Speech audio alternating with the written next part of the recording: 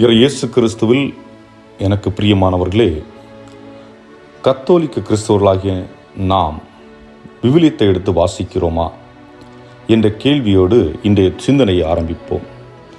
தேர்வு எழுதுவதற்கு முன்பாக மாணவர்கள் கேள்வியையும் கேள்விக்கான விடைகளை மட்டுமே படிக்காமல் அந்த புத்தகத்தை ஒரு முறைக்கு பல முறை புரிந்து வாசித்தார்கள் என்றால் தேர்வு கடினமாக இருக்காது, எளிதாக இருக்கும்.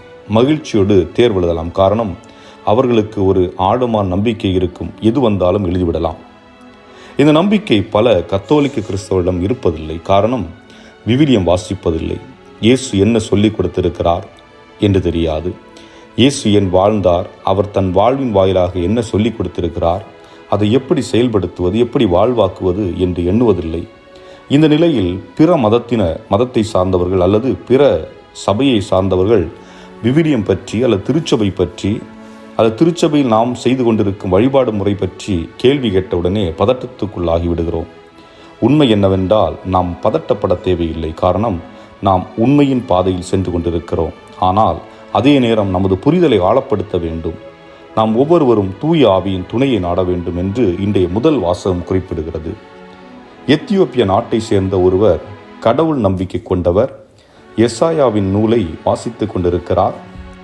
ஆனால் அவரால் வாசித்ததை புரிந்து கொள்ள முடியவில்லை. ஆகவே இயேசு பிலிப்புவை அவரை நோக்கி அனுப்புகிறார்.